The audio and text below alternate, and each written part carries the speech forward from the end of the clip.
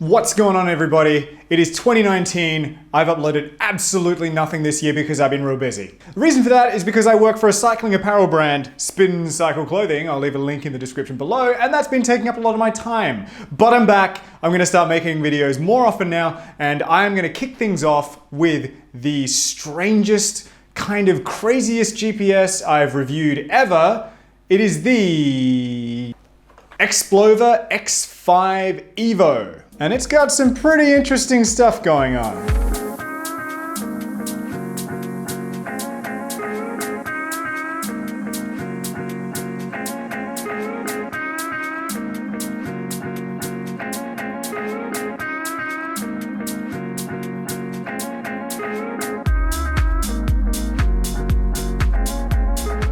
Now, just the usual housekeeping, link in the description below to a full written review on La Velocita. So let's talk Xplova X5 Evo, and I'm gonna try and blast through the stuff that just doesn't really need that much talking about because it's standard stuff nowadays. It has all the inbuilt stuff you'd expect with GLONASS, GPS, barometric altimeter, temperature gauge, ambient light gauge. It has both Bluetooth and ANT+ connectivity, and it connected to all of my sensors with no problems at all. Nothing more to talk about there. It has a companion phone app and a browser-based platform, both called Xplova, where you can create routes, visualize all your activities, and do a handful of other things. For people who are already using Strava or Training Peaks, or that you already have a favorite program, it might not lure you away from those, but it's nice to have. So let's talk data and setup. And generally it's pretty okay. You certainly have to kind of wrap your head around a different system to what you've probably used with other units like Garmin's or Wahoo's or whatever. And there were a few things hidden away in menus that took me weeks to even realize were there. Didn't take me too long to get set up. One thing I will say that was a little bit annoying was that the data pages are tied to the ride type that you set. So if you're set to road biking, that's where your data pages are attached. There are bike profiles where you can enter various information about your bike, but the data pages depend on the activity type. So if, like me, you run multiple road bikes with different sensors, you want different screens and different setups, that's kind of annoying. You have to use one of the other activity types like leisure to act as proxy different bikes. It's not a huge deal, but I'm used to bike profiles holding data pages. And I want that feature, Xplova. So let's talk about the things that are great with the Xplova X5 Evo. The first thing is that there is a Garmin quarter-turn compatible mount interface on the back, which means you can use it with all of your Garmin mounts. That is so good. I love that. I've got Garmin mounts on frickin' everything, and I'm really sick of having to use proprietary mounts, which I've had to do a lot of over the last 18 months because I've been reviewing a lot of GPSs. The Xplova does ship with an out front mount, but it kinda sucks. And I'll come back and tell you why a bit later. The second thing that stands out about the X5 Evo is the touchscreen. Now, just last year I said that the Garmin 1030 had the best touchscreen I've used on a GPS. I was wrong. This thing is way better. It is the closest to a smartphone touchscreen I've used to date with a cycling GPS. It's responsive, it's quick, you can pinch and zoom, so it's got a few basic gestures that you're used to. I really like the touchscreen. I still generally am not a huge fan of touchscreens because they get so dirty and gross, but this is a brilliant one. The maps and navigation are standouts of the Xplova X5 Evo as well.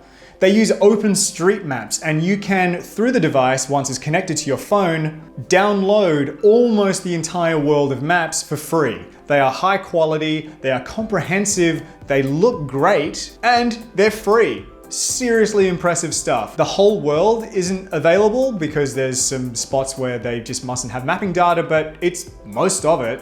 Certainly most of the places where I'm gonna go. Following on from that, it's a pretty decent unit for following routes. The maps are great and you get a line showing where you're going, and that's it. It doesn't really intrude too much on your ride. It won't overlay instructions onto other screens. It'll give you a little bit of a beep to let you know that there's a turn coming up, but you have to switch to your mapping screen to see where that is. It'll give you little bits of text to sort of have instructions, a bit like a car GPS. You do have to pay attention to it though, because if you're chatting or not paying attention, you could completely miss a turn or wander off in the wrong direction. Now, creating routes is a bit of a mixed bag. You can connect with your Strava account and have all your Strava routes available on the device. I love that feature because I love creating routes in Strava. You can also create routes in the Xplova phone app, which is pretty good. I quite liked it. It wasn't as good used in browser because it just gave me these really weird suggestions of how to get around. I just found that the phone was much better, and then beaming it straight to the device was very easy from there. Now, while riding, this is a pretty nice unit to use. The screen is good. It's easy to read. The touchscreen is very responsive.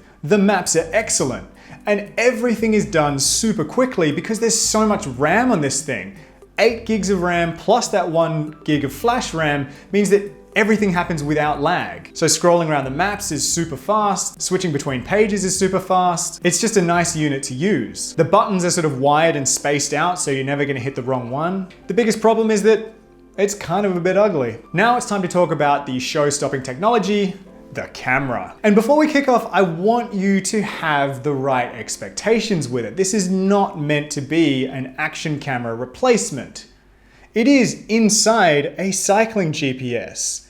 It is this tiny little lump in the front here, and the other internals are all that there is to run this unit. So there are some limitations with it. The resolution is 720p and it runs at 30 frames per second.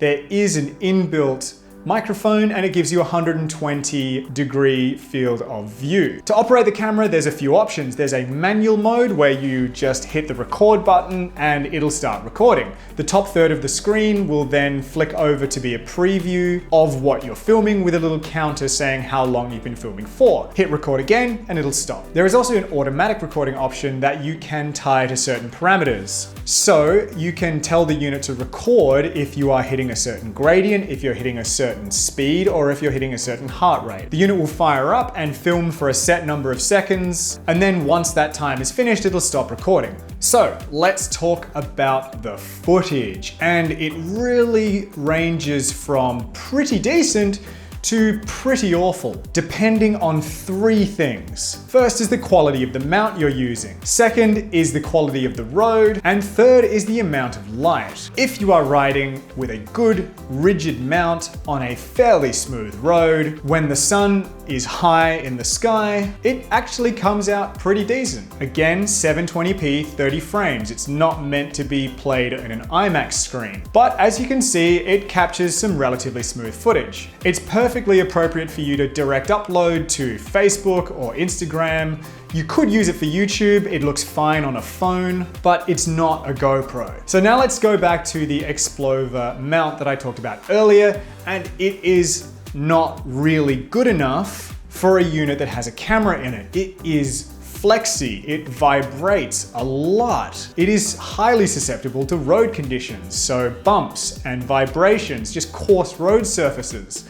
If you ride on gravel, it just gets completely overwhelmed with vibration. And that's a real shame. This unit with the camera needs a completely rigid and solid mount. The results I got on my other bikes that have a Garmin mount, which is rock solid, and another one that has a aluminium mount directly bolted into the stem, are so much better than the Xplova. My advice, you gotta switch mounts if you wanna use the camera. So the footage from the camera really is a bit of a mixed bag. It can be quite good. It can be completely unusably bad. But you need to remind yourself of what limitations you're dealing with here. This is inside a cycling GPS. I think the execution is a little bit lacking in its current form. But I actually think this is very, very cool technology. And I think this could be something that, as it matures over time, becomes quite popular with bike GPSs. And part of the reason I become a believer in this is that Xplova have made a really excellent smartphone app to handle the videos.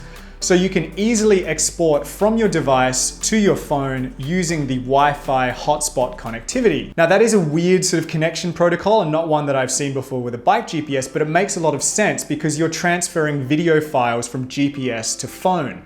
You need a fast connection, otherwise it's just going to take forever. And the files move from the Xplova to the phone very quickly. Once they're on the phone, you can use the Xplova app to crop the videos down, you can add data overlays, which is cool, and then you can export them all within a couple of minutes. And that's a really excellent system. Xplova have managed to make it accessible for most people who are sort of basically tech savvy. So the execution with the camera and the video is a little bit lacking in its current form, but I can see where this technology is going, and I think that in future it could be excellent. They haven't exactly nailed it right now, but with a bit of work, it could be great. So let's try and wrap this all up. At $599, this is not a cheap unit. This is the same price as a Garmin Edge 820. So really, as far as I'm concerned, you have to be confident that you will use the camera to make it worth buying this over something else. Without the camera, it's still got a lot of great features about it. The maps are great, the screen is great, the touch screen is very nice, and it's a pretty nice unit to use.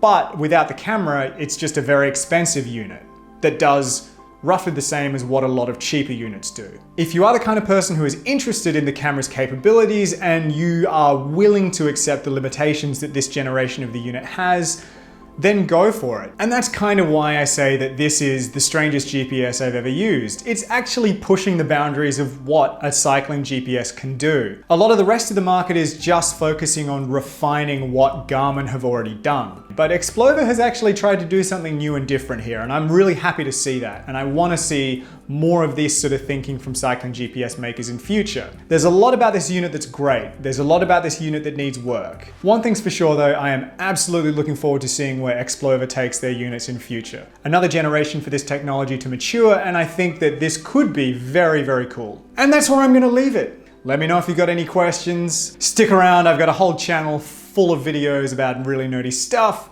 Thanks as always. See you next time.